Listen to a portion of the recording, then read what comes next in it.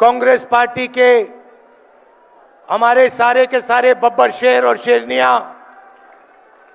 आप सबका यहां बहुत बहुत स्वागत, नमस्कार। आपका मूड कैसा है भाई? ये पंजाब है, थोड़ा जोरों से मूड कैसा आपका?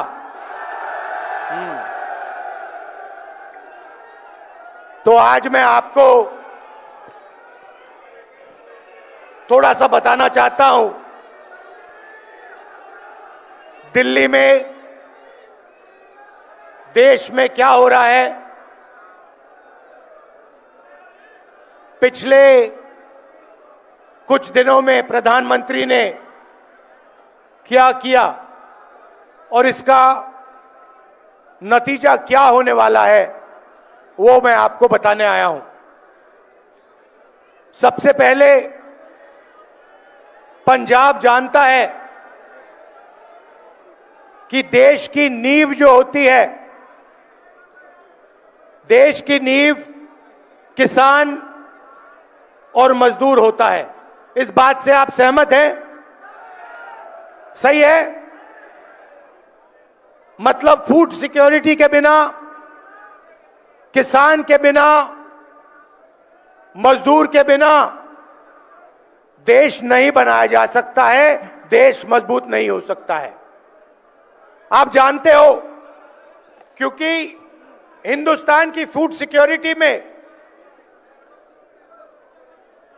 आपकी सबसे बड़ी मेहनत रही है। अगर हरी क्रांति हुई तो पंजाब के किसानों और मजदूरों की मेहनत से हुई थी। सही? आपने देखा होगा, कुछ दिन पहले पार्लियामेंट हाउस में प्रेसिडेंट एड्रेस हुआ। राष्ट्रपति भाषण देती हैं और फिर जो लीडर ऑपोजिशन होता है उसका काम उस भाषण का जवाब देने का होता है। मैं लीडर ऑफ ऑपोजिशन हूं लोकसभा में, तो प्रेसिडेंट एड्रेस के बाद मेरा भाषण था। मैंने, भैया शांत हो जाए थोड़ा, मैंने भाषण शुरू किया और शुरुआत में ही मैंने एक सवाल पूछा। जनरल नारावाने जी हैं, उन्होंने एक किताब लिखी है। उस किताब में उन्होंने कहा कि चाइना के टैंक हिंदुस्तान के अंदर आ रहे थे। चीफ ऑफ आर्मी स्टाफ ने लिखा है। सेना के जो लोग हैं आप अच्छी तरह सुनिए, एक्स सर्विसमैन जो हैं आप अच्छी तरह सुनिए। नारावाने जी ने लिखा किताब में कि चाइना के टैंक हमारे देश के अंदर आ रहे थे। मैंने फोन लगाया रक्षा मंत्री को और उनसे पूछा मेरे ऑर्डर क्या है। रक्षा मंत्री ने जवाब नहीं दिया। उसके बाद मैंने नेशनल सिक्योरिटी एडवाइजर को फोन लगाया। 8 बजे टैंक आए।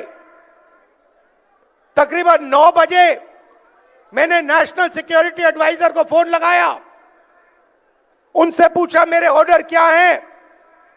कोई जवाब नहीं। उसके बाद जयशंकर फॉरेन मिनिस्टर को फोन लगाया, टैंक अंदर आ रहे हैं, मेरे ऑर्डर क्या हैं। कोई जवाब नहीं। फिर दूसरी बार नारावाने जी ने रक्षा मंत्री को फोन किया और उनसे कहा देखिए मेरे सामने चाइना की सेना है, टैंक देश के अंदर आ रहे हैं, 2 घंटे से मैं सवाल पूछ रहा हूं मेरा ऑर्डर क्या है। जवाब नहीं मिल रहा है। आप प्रधानमंत्री से पूछिए वो मेरा फोन उठा नहीं रहे हैं। उनसे पूछिए मुझे क्या करना है। रक्षा मंत्री ने फिर प्रधानमंत्री को फोन किया और रक्षा मंत्री ने प्रधानमंत्री से पूछा होगा कि नरवणे जी का फोन है, चाइना की सेना अंदर आ रही है, वो ऑर्डर चाहते हैं। भाई और बहनों, चाइना की सेना पर फायर करने का ऑर्डर सिर्फ हिंदुस्तान का प्रधानमंत्री दे सकता है, ना आर्मी चीफ ले सकता है, ना रक्षा मंत्री ले सकता है। तो नरवणे जी ने प्रधानमंत्री से पूछा कि भैया हमें ऑर्डर दीजिए, क्या मैं फायर कर सकता हूं, क्या मैं इनको रोक सकता हूं। 2 घंटे कुछ नहीं जवाब मिला। उसके बाद प्रधानमंत्री ने नरवणे जी से बात नहीं की। प्रधानमंत्री ने रक्षा मंत्री को कहा, ऑर्डर नहीं दिया, यह नहीं कहा कि क्या करना है। नरवणे जी को मैसेज मिलता है, जो आप उचित समझो वो करो। मतलब प्रधानमंत्री ने अपनी जिम्मेदारी पूरी नहीं की,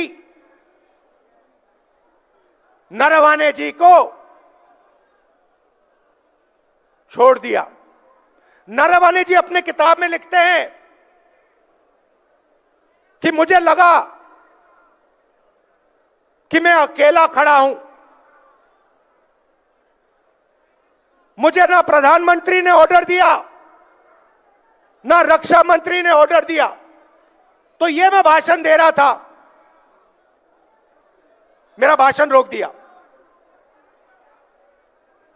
1 घंटा, 2 घंटे, 3 घंटे, 4 घंटे रोकते गए, डरे हुए थे। मगर डरे वो किसी और चीज से थे। डरे नरवणे जी वाले भाषण से नहीं थे, डरे वो एप्स्टीन और अदानी वाले भाषण से थे। भाई और बहनों, आपको एक बात समझनी है, 4 महीने के लिए यूएस और इंडिया की जो डील थी वो रुकी पड़ी हुई थी, वो आगे नहीं बढ़ रही थी। एक्सपर्ट से मैंने पूछा, महीनों से मैं पूछ रहा था कि ये डील फंसी क्यों है। जवाब मिलता था, ये डील इसलिए फंसी है क्योंकि अमेरिका हिंदुस्तान के एग्रीकल्चरल सेक्टर को खोलना चाहता है और हमारी सरकार एग्रीकल्चर सेक्टर को नहीं खोलना चाहती है। यह जवाब मिलता था। 4 महीने भाई और बहनों कुछ नहीं हुआ। जैसे ही मैंने भाषण शुरू किया, भाषण रोका, उसी शाम मेरा भाषण चल रहा था, रोक रहे थे मुझे, और हिंदुस्तान के प्रधानमंत्री का फोन जाता है। किसको जाता है? डोनाल्ड ट्रंप को जाता है। यह मैंने नहीं कहा, यह डोनाल्ड ट्रंप ने ट्वीट किया है कि हिंदुस्तान के प्रधानमंत्री ने मुझे कुछ मिनट पहले फोन किया है। तकरीबन 6 बजे शाम को प्रधानमंत्री जी डोनाल्ड ट्रंप को फोन करते हैं। ना कैबिनेट से पूछा, ना कृषि मंत्री से पूछा, ना राजनाथ सिंह से पूछा, ना जयशंकर से पूछा, सीधा डोनाल्ड ट्रंप को कह दिया कि मैं डील करने को तैयार हूं। भाई और बहनों, डील में हिंदुस्तान ने अमेरिका को क्या दिया मैं आपको बताना चाहता हूं। सबसे पहले सोयाबीन, दाल, कपास, फल, बादाम, अखरोट, यह सारा का सारा अमेरिका को दे दिया है। हमारे किसान मैकेनाइज नहीं है, छोटे खेत है उनके पास। किसी का 5 एकड़ का खेत है, किसी का 2 एकड़ का खेत है। अमेरिका के खेत 500, 1000, 2000, 5000 एकड़ के होते हैं। उसमें पूरा मैकेनाइजेशन है। नरेंद्र मोदी जी ने एग्रीकल्चर सेक्टर का दरवाजा खोल दिया है। हिमाचल, पंजाब, हरियाणा, मध्य प्रदेश, महाराष्ट्र, राजस्थान, छत्तीसगढ़, उड़ीसा, इन सब प्रदेशों के किसान बर्बाद होने जा रहे हैं। मैं आपको बता रहा हूं, नरेंद्र मोदी जी ने दरवाजा खोल दिया है। अमेरिका का माल अंदर आएगा और हमारा किसान बर्बाद हो जाएगा। यह काम नरेंद्र मोदी करना नहीं चाहता था, मैं जानता हूं, क्योंकि 4 महीने से वो इस काम को रोकने की कोशिश कर रहा था। हमारे कनेक्शन है सरकार में, ब्यूरोक्रेट्स को हम जानते हैं। हम पूछते थे कि भैया बाकी सब ठीक है, कृषि का सेक्टर तो नहीं खोल रहे हो? वो कहते थे नहीं खोल रहे।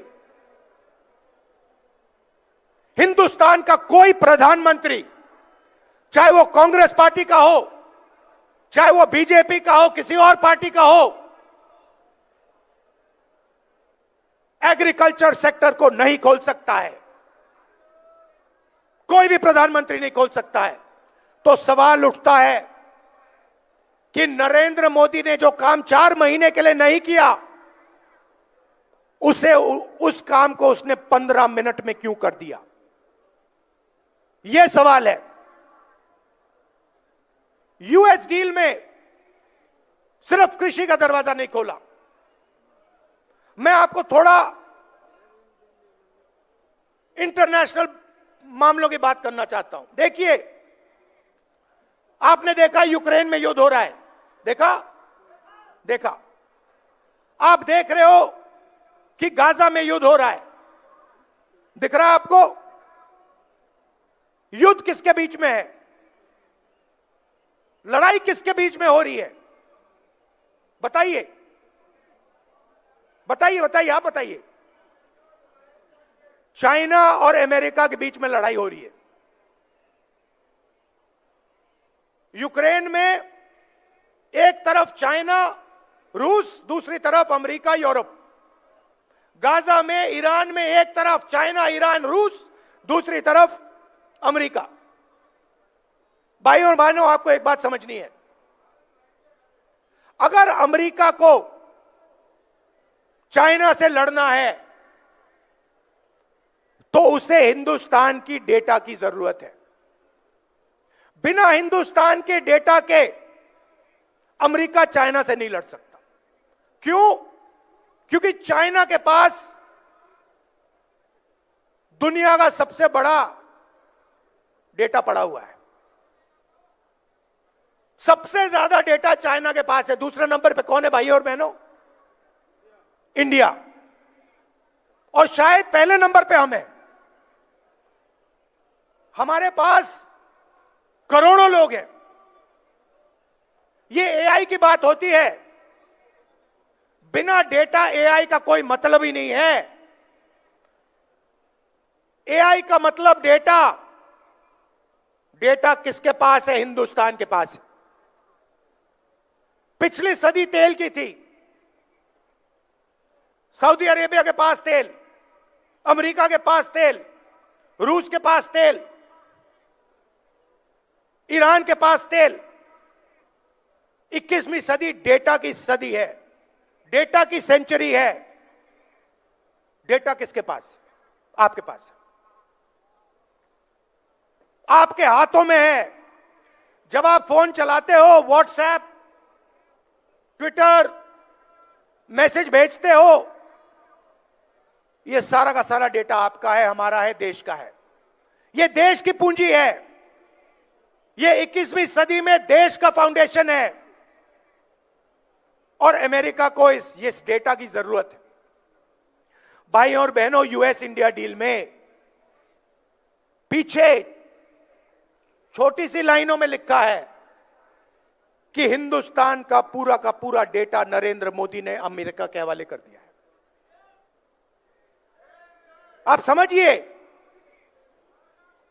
समझिए कि हिंदुस्तान का पूरा डेटा नरेंद्र मोदी ने अमेरिका के हवाले कर दिया है।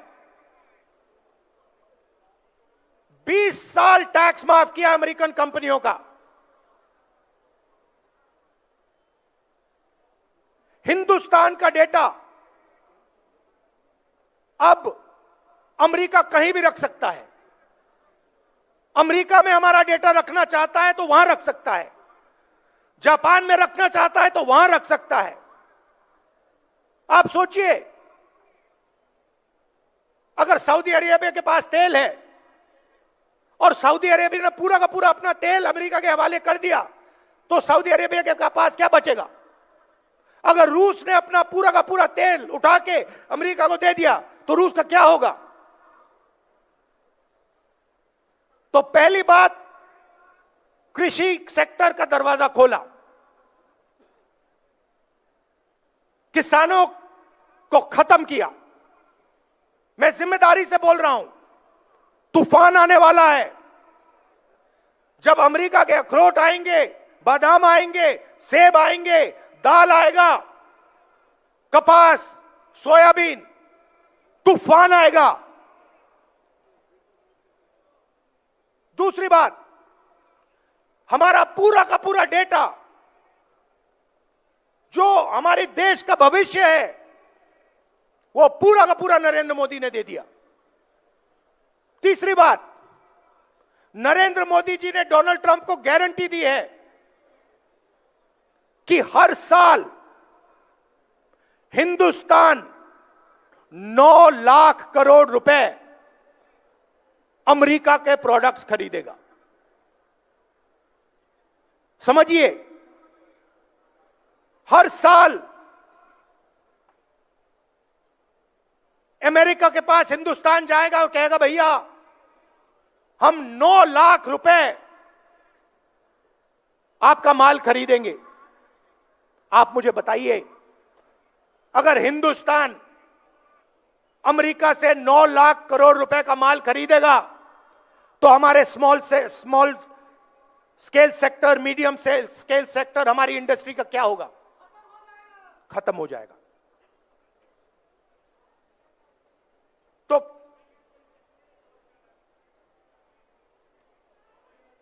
तो तीसरी बात, हमारी स्मॉल और मीडियम इंडस्ट्री जो पंजाब की नींव थी, देश का फाउंडेशन है, उसे उड़ा दिया। और चौथी बात, इससे आप और भी हैरान हो जाओगे कि नरेंद्र मोदी जी ने अमेरिका को कहा है कि जिससे आप तेल खरीदवाना चाहोगे उसी से हम तेल खरीदेंगे। ना हम रूस से तेल खरीदेंगे, ना हम ईरान से तेल खरीदेंगे। आप हमें बताओ, अगर आप बोलोगे वेनेजुएला से तो हम वेनेजुएला से खरीदेंगे, अगर आप बोलोगे अमेरिका से तो हम अमेरिका से खरीदेंगे, अगर आप बोलोगे सऊदी अरेबिया से तो हम सऊदी अरेबिया से भी खरीदेंगे। तो हिंदुस्तान की पूरी एनर्जी सिक्योरिटी उड़ा दी। भाइयों और बहनों, बात समझिए, हिंदुस्तान का कोई भी प्रधानमंत्री यह काम नहीं कर सकता है। मैं आपको लिख के कह रहा हूं, नरेंद्र मोदी भी यह काम नहीं कर सकता था। तो सवाल उठता है कि उस दिन क्या हुआ, क्या दबाव था कि हिंदुस्तान के प्रधानमंत्री ने हमारे देश का वहां डेथ वारंट साइन कर दिया, हमारे किसानों का डेथ वारंट साइन कर दिया, हमारा डेटा दे दिया, हमारी स्मॉल मीडियम इंडस्ट्री का डेथ वारंट साइन कर दिया। क्या हुआ मैं आपको बताता हूं। दो चीजें हैं, नारावाने जी की किताब नहीं है। पहली चीज, अमेरिका में तकरीबन 35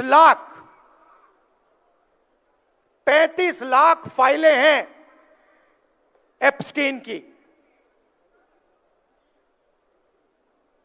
35 लाख फाइलें हैं एप्स्टीन की। 35 लाख रिलीज हो गई हैं। उसमें अनिल अंबानी का नाम है और हरदीप पुरी का नाम है। ये जो नाम आए हैं, हरदीप पुरी का, भैया ठहर जाइए, हरदीप पुरी का नाम जो आया है, अनिल अंबानी का नाम जो आया है, ये प्रधानमंत्री को धमकाने के लिए नाम रखे गए हैं। अभी 35 लाख और फाइलें हैं। उन फाइलों के अंदर नरेंद्र मोदी की सच्चाई बंद पड़ी हुई है। अमेरिका और डोनाल्ड ट्रंप नरेंद्र मोदी को धमका रहे हैं, कह रहे हैं कि भैया अगर तूने साइन नहीं किया तो ये हम खोल देंगे। ये है पहली धमकी। मतलब मैंने पार्लियामेंट में कहा था कि एक हाथ यहां है, दूसरा हाथ यहां है। एक हाथ मैंने आपको बताया एप्स्टीन की फाइल, दूसरा हाथ बताता हूं। बीजेपी ने पिछले 10-15 साल में अपना पूरा का पूरा फाइनेंशियल सिस्टम अदानी जी की कंपनी में डाल दिया है। समझिए, अदानी नॉर्मल कंपनी नहीं है। अदानी स्पेशल पर्पस व्हीकल है। किसकी? बीजेपी की। जो भी पैसा बनता है वो सारा का सारा अदानी के पास जाता है और फिर वो पैसा राजनीति में प्रयोग किया जाता है। हजारों शेल कंपनियां हैं। भाइयों और बहनों, अमेरिकनों ने अदानी जी पर क्रिमिनल केस लगा दिया है। पहला हाथ एप्स्टीन, दूसरा हाथ अदानी पर क्रिमिनल केस, और बीच में नरेंद्र मोदी का गला। पहला हाथ एप्स्टीन, दूसरा हाथ अदानी का केस, और बीच में नरेंद्र मोदी का गला। आप उनका चेहरा देखिए, उनकी आंखें देखिए। डोनाल्ड ट्रंप खुल के जो भी कहना चाहता है कह देता है। हिंदुस्तान के 7 जहाज गिरे, 5 जहाज गिरे, 11 जहाज गिरे, मैंने युद्ध रुकवा दिया। मैं नरेंद्र मोदी का करियर जब भी खत्म करना चाहता हूं कर सकता हूं। देख लीजिए, उनका वीडियो देख लीजिए। वो खुल के कह रहा है कि नरेंद्र मोदी का गला मैंने पकड़ रखा है। नरेंद्र मोदी उनको जवाब क्यों नहीं दे पा रहे हैं? क्यों नहीं कह पा रहे नहीं आपने युद्ध नहीं रोका? क्यों नहीं कह पा रहे? क्योंकि भैया गला पकड़ लिया है, हिंदुस्तान के प्रधानमंत्री का गला पकड़ लिया है। और इसीलिए सिर झुका के नरेंद्र मोदी जी ने यूएस इंडिया डील साइन की है। और मैं आपको बता देता हूं, ये बचेंगे नहीं, ये नहीं बच सकते, क्योंकि एप्स्टीन फाइल, अदानी का केस कभी ना कभी तो खुलेगा। मैं आपको बता रहा हूं, रात को नरेंद्र मोदी सो नहीं पा रहे हैं, नींद नहीं आ रही है, कांप रहे हैं। रात को रोज सोने से पहले नींद नहीं आती, घंटों नींद नहीं आती। प्राइम मिनिस्टर हाउस में लेटते हैं और कहते भैया कैसे निकलूं, क्या करूं? नहीं, आप नहीं निकल सकते, क्योंकि आपने देश को बेचा है। और आपने देश का भयंकर नुकसान किया है। भाई और बहनों, मुझे बताइए, डेटा दे दिया, किसानों को खत्म कर दिया, स्मॉल मीडियम बिजनेस उड़ा दिया, एनर्जी सिक्योरिटी ले ली। आप मुझे बताइए, अमेरिका ने हमें क्या दिया? मुझे एक बात बता दीजिए, अमेरिका ने हिंदुस्तान को क्या दिया, मुझे बता दीजिए। हमने उनसे कहा 9 लाख करोड़ रुपए हम आपसे खरीदेंगे, उन्होंने कोई गारंटी दी? उन्होंने कहा कि हां भैया हम भी खरीदेंगे ना। उन्होंने हमें कहा कि भैया जिससे तेल खरीदवाना हो हमें बताओ, हम करेंगे? नहीं। उनके किसानों का नुकसान होगा? नहीं। उनकी इंडस्ट्री का फायदा नुकसान होगा? नहीं। पूरा का पूरा हिंदुस्तान नरेंद्र मोदी ने बेच दिया। क्यों? एक हाथ इधर एक हाथ उधर, गला बीच में, खत्म। और पंजाब के किसानों को याद रखना है कि नरेंद्र मोदी ने पहले आपको बेचने की कोशिश की थी, 5 कानून लाए थे। और मजदूरों को याद होना चाहिए, आपका जो मनरेगा था वो आपके हाथ से छीन लिया। मैं आपसे यहां यह कहने आया हूं कि कांग्रेस पार्टी हिंदुस्तान के किसानों के साथ, मजदूरों के साथ, छोटे व्यापारियों के साथ खड़ी है। हम पीछे नहीं हटने वाले।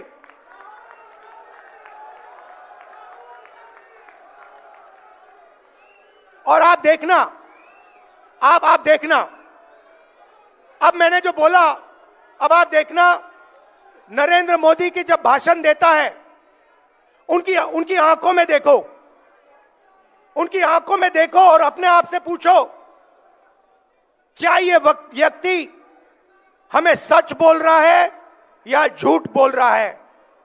आपके दिल में सही जवाब मिल जाएगा। भाइयों और बहनों, पंजाब हमारी स्ट्रेंथ है।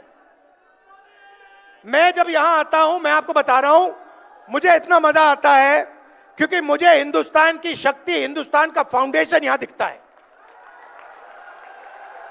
आप हमारे रक्षक हो, आप हमारी नींव हो, हमारे प्रोटेक्टर हो, और हम आपसे प्यार करते हैं।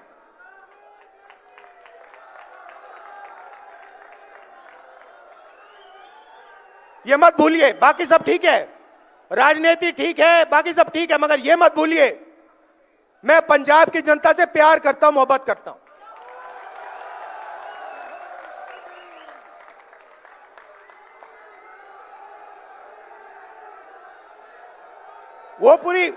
वो पूरी बात है। अगर शायद कभी मैं किताब लिखूं तो मैं आपको गहराई में बता दूंगा, मगर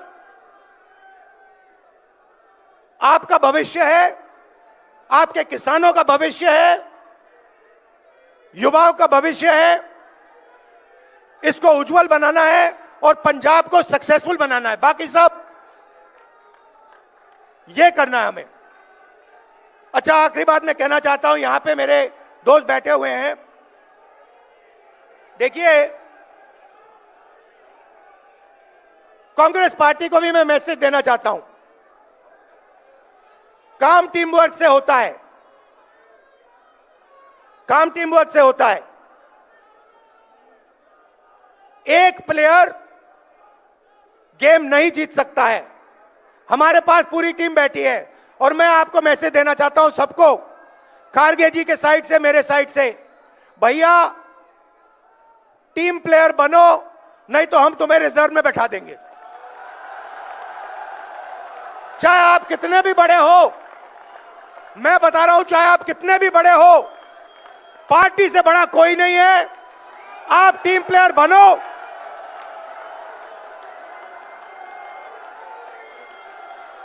और नहीं बने तो फिर खारगे जी और मैं आपको ठीक कर देंगे। और ये जो सारे सीनियर नेता बैठे हैं, मैं इनको बताना चाहता हूं कि हमारी सच्ची शक्ति हमारे कार्यकर्ता हैं। ये जो है, ये हमारी सच्ची शक्ति है। और जो भी होगा पंजाब में, इनकी रिस्पेक्ट करके होगा, इनको लेकर होगा, इनको शामिल करके होगा। आप सबका दिल से धन्यवाद, बहुत बहुत प्यार, नमस्कार, जय हिंद।